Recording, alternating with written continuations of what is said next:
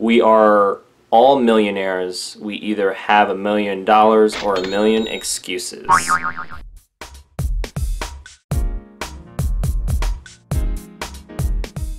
World Financial Group from positive and negative viewpoints. What's that all about? Well, I'm going to cover a couple comments that I got on my YouTube channel. Yeah, that's right here.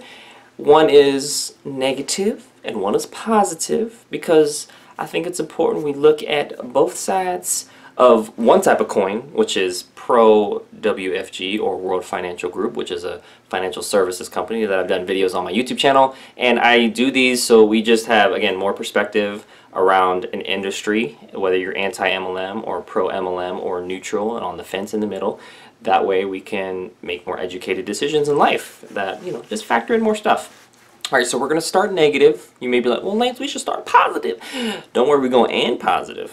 Okay. Technically, we did start positive by me explaining how it's going to work, which actually technically maybe is more neutral. But anyways, we're going to get into the first comment here that I got from one of my videos. The source video will be in the link in the description below. He said, too bad for you that you are not succeed in WFG. That's right, that's how it was said.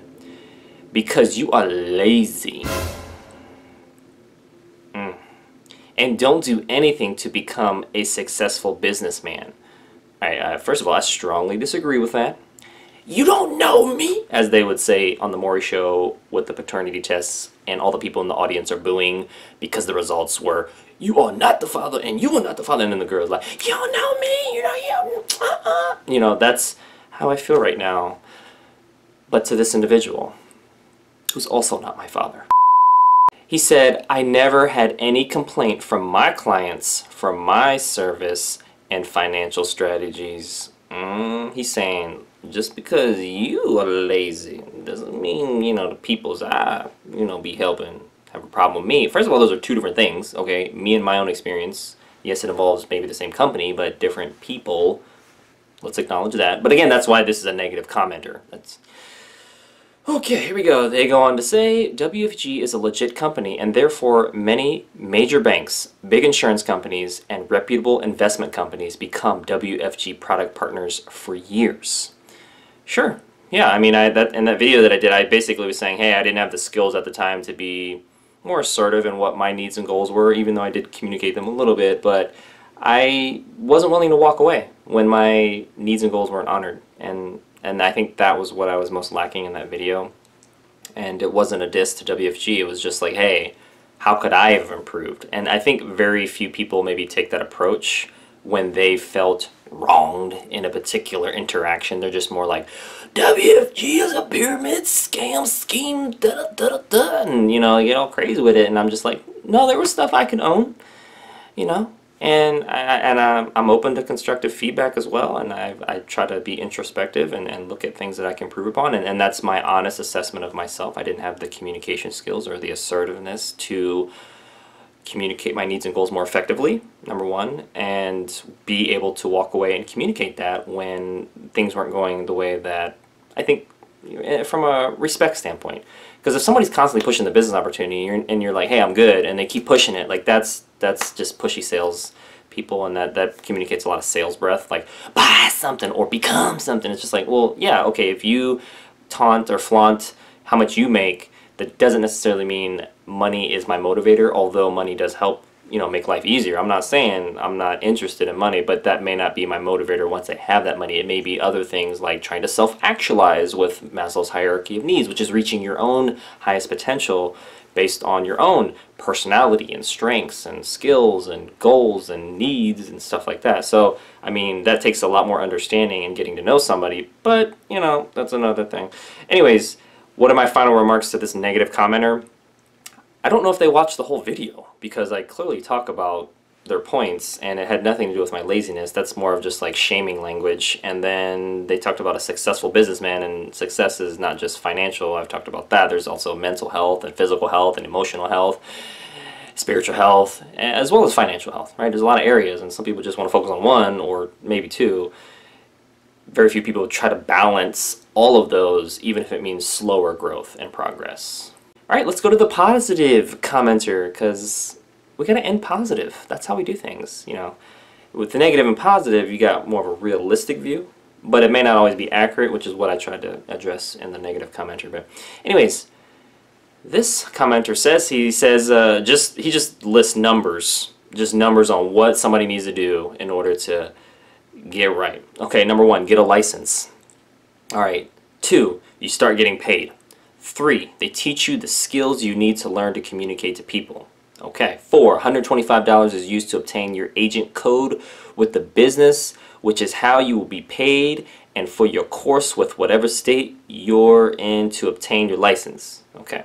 Yep. All right. Breaking it down. He's breaking down the process here. No, they will not threaten you. I never felt threatened. I felt pressured, but not threatened. If you choose not to be in the business, they then be transparent and say you don't want to be in the business and just leave, and they will dismiss your information. I mean, that's an oversimplification, because in that video I was given kind of an ultimatum in a way where they're like, hey, if you buy our product or become a associate, we'll buy some of yours. And at the time I was just like, all right, makes sense, but I don't do that to cashiers. I don't say, hey, I'll buy your banana, Sprouts, which is a grocery store here in Las Vegas, but if I'm buying this banana, you're gonna have to be a wellness advocate with my company or buy an essential oil. Okay, because that sounds ridiculous, because it is. And to do that with other people when an established need hasn't been identified, then I think that's unreasonable. And to push something even when they're telling you that's not what they're looking for or that's not what they need, then that's on the distributor or associate to improve in that area. Anyways, number 6, we are commission based, but we don't consider it sales. But we don't consider it sales. Okay, we're not going to get on people's grammar. All right, I'm just reading, because we see it as our product is something we all need for whatever family's needs is. Financial security, financial education. I think identifying those needs will be important. What? Roth IRA, IUL, whole life, term insurance, term and life insurance. Like, what are we talking about here? All right, protecting our family when somebody passes or if somebody gets sick. Like, what are we talking about? What are the needs? Maslow's hierarchy of needs. I've been studying that more. It's really important. I think more awareness on that and where we are trying to get those needs met and how we're trying to get those needs met, I think is really important too. Is it other people, which isn't always a bad thing, but when we're dependent on other people, that's maybe the problem. Interdependence is what we want. Not fully independent, like I don't need you for nothing, but not dependent where I gotta have you or nothing else will happen. It's kind of like, look, I got what I'm good at, you got what you're good at, let's see what we can, make some magic together, you know what I'm saying? That's what interdependence is. But then at the same time, it's like, well, if you don't, then I'm cool, I'll figure something out. That's interdependence. That's my definition. You're not gonna find that on Merriam-Webster. Then he says, also, just to add cherry on top, the company will pay you 12 months in advance for helping a family and will forever pay you a % for helping that family. Keep in mind, get your license first. Yeah, so many people are pushing the business without getting that. And then you will see money. I mean, yes and no. I mean, you got to look at the income disclosure statement and compensation plan to make sure your expectations are realistic and talk to people and see how their experience. Another thing that's not mentioned a lot is the turnover rate and how distributors come in and come out and how long that typically takes before somebody quits. So I think that is not a very favorable stat for network marketing company distributors or associates, but it should be mentioned because then it, again, focuses on realistic. And somebody could be like, well, you could be the exception because you have a lot of qualities that are great. And somebody could be, but until they are, then they're not. Okay, obtaining the license can take up to 2 to 3 weeks. Nothing rigorous. WFG is not a get-rich-quick scheme, and this business is not meant for you to get rich from night to day. Usually people say from day to night, maybe. Alright, that's cool though. What you put in is what you will get out of it. I mean, that's true with a lot of things. Garbage in, garbage out, good in, good out. Not always, because if you put something good in the trash, when you pull out what you thought was good, it could have some other stuff on it that flies like to eat. So it depends on what you put in something in. It's getting real. Alright, number 7, they say, and yes, I completely agree that becoming a client with our company is the best first step to take. There you go. That's with anybody, any company. Our mission is not only to become the #1 highest paid company for women and men equally, but to put the world in a better position financially if, God forbid, something were to happen to us and we leave our legacy and children and loved ones nothing but the burden we lived with while we were alive. Okay, yeah, so, you know, anyone passing away is unfortunate, typically unexpected. Sometimes it's expected if they've been, you know, going through some stuff and you're aware of it. But the thing that I want to understand more, especially when it comes to financial planning, especially when there's a death involved and you're investing money, is like, is there a diminishing cash value? Like, are you penalized for early withdrawal? How much is the associate's commission percent? Like, there's a lot of things that should be asked, and some of those things are kind of like, why are you asking that? Just get the policy. But it's just like, no, I mean, these are important to know. Like, I have to look at that and ask that in my own investments in the Stash app when I invest in fractional shares with companies and indexes, and I also look at that with my Roth IRA retirement, and I know what percent in fees is being taken out each month. I know what my return is, and I can withdraw without penalties. And so there's a lot of liquidity, and the rate of return is very similar to a lot of what these financial companies have been talking about. And so I have found a better option for me that helps me feel more in control. But they could also say, well, that's not having to do with your life, Lance. These are just investments or retirement accounts. And that's correct. But again, I'm looking for certain things too. Commission percent of the individual. I'm looking at any additional fees or penalties for early withdrawal, as well as, is there any diminishing cash value? If there is, does it mean another policy has to be set up or swapped out or changed or continued, or what? Like, I need all those details because I want to make an educated decision. And if somebody doesn't give me that, or they give me a hard time while they give me that, or they give it to me but then it's not accurate, I mean, these are all things that could very likely happen with somebody like me who's talked to a lot of financial advisors, and that's typically what I find. They either don't give that information, or they get very, not irritated, maybe annoyed, or defensive, maybe defensive is a better word, around me asking those questions, because either they don't know it or they don't want to give the answer because it doesn't produce a favorable outcome for them. And I think these are, you know, the tough conversations that need to happen. Better sooner than later, right? That's why we're trying to have a discussion and see if something's a fit or not. Number 8, there is a great quote that I live by, and this is not to convince you to come into WFG, but you open your mind and you wish everyone success in whatever they do. Was that the quote or them finishing something? Okay, this is the quote. We are all millionaires. We either have $1 million or a million excuses. That's the quote. I like that quote. And I think we can be millionaires in different ways. We can have a millionaire mindset, so what we, you know, are from our emotions and what we think. We can have be rich spiritually as well, you know, with our relationship with God or Christ or whoever you believe in, universe. And I think there is a lot of other ways that we can be wealthy. We can be physically rich, right? No pain, nothing going on in the mental area, you know, just living, and you like what you see in the mirror. You're at your ideal weight.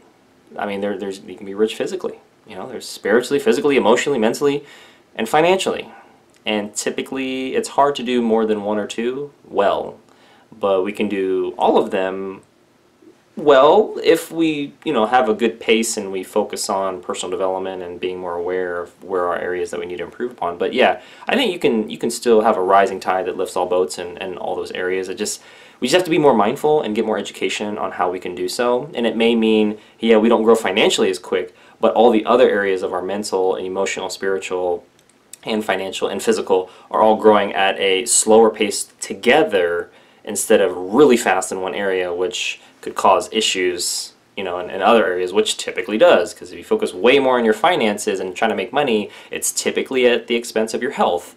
And when you do that when you're younger, you can be like, oh, I can get away with it. But when people get older, they're like, oh my gosh, I would give anything, any amount of money to have my health back. You know, now that I'm 60 or 70 or 80, like I can barely walk, or I'm in pain all the time, or I'm going through all these mental health issues. Like I need my health, and I'll pay whatever it needs to. And it's just like, well, you should have did that when you were younger, but maybe focused on a lot of areas at the same time. But then you may be like, well, if you're a jack of all trades and you're a master of nothing, so how can you try to do so much at once? It's just like, it's not at once. You're just saying, hey, instead of taking that when you're making enough money to cover all your basic needs according to the Maslow's hierarchy of needs, like your food, water, shelter, clothing, transportation, like when those are covered, yeah, you have other needs you want to get, like maybe belonging, safety, protection, ideally self-actualization, which is reaching your highest potential based on your own skills and strengths and personality. But maybe you're like, hey, I'm willing to turn down a client or a deal financially in order to work on myself physically, like going to yoga or Pilates or working out or gym or hiring a personal trainer, which costs money or costs time, or I'm willing to, read a book or go to a seminar or a workshop and invest in myself mentally or emotionally, or talk, get a therapist or whatever, or a massage therapist, or, something where it's like I'm willing to turn down something in one area and take a sacrifice because I'm, Maslow's hierarchy of needs, like my basic needs are met, right? So I'm just looking for other stuff, so I'm trying to diversify how I get my needs met, and that's how we can get to where we need to from a balance perspective. And yes, it may be slower in one area from progressing, but it's equal in other areas, so we don't fall over like a building with a weak foundation. Okay, anyways, lastly, they say number 9, don't you find it funny that we listen to the opinions of others that are in the same boat as us? In other words, the blind is leading the blind. Just some food for thought. Well, look at it two ways, right? If you see somebody that's where you want to be, rank or social status or income-wise, you could have a couple responses. You could be inspired, or you could be a hater, right? Or you could not care, right? I guess there's a few different responses. But someone could also see that, well, I'll never be able to get there because I know the income disclosure statement or compensation plan, or I know what the top 1% in the US make, and it's really, like very rare that happens. They're the exception for whatever reason. There's a lot of reasons that could be. Or they could say, even if I get 1/10 of the way, but I get to grow in the other areas that I mentioned, the mental, the emotional, which are kind of the same, but I distinguish them. The physical, the spiritual, in addition to the financial. Like maybe I'm 1/10 of where that really awesome person that I admire is financially, but I'm also, maybe 5/10 of the way in other areas, which means I probably do need to get my finances up. So maybe another part-time job, or figure out how I can work from home, or start a business, or do other things that give me more freedom, but also the money. Or maybe work for somebody. It could mean a 9-to-5 cubicle job, or it could mean being an independent contractor, or something, right? There's the gig economy as well. Like something where you see, like, where am I at in my own life in these areas, and how do I create more balance and get to where I want to, based on knowing and understanding what my needs are. I mean, that's huge. But also where I'm at in these areas. So kind of some self-evaluation. That's where the introspection and looking within and where we're at, so we can figure out where we want to go. It's very important, not done enough, but that's why I do videos, to encourage people to think outside the MLM or the network marketing box and really go into that personal development side. And that means knowing where you're at, you have to own some stuff you don't want to, right? That's where the humility comes in, and a lot of other things. Anyways, that concludes today's video. Thank you so much for watching. Make sure to hit the like button if you did. Share this video with somebody that would benefit from it. And most importantly, check out the links in the description below so you can watch these original videos that these commenters were commenting on, or so you can, continue or start your personal development journey with some of the resources and books that I have below. And I will see you in the next video.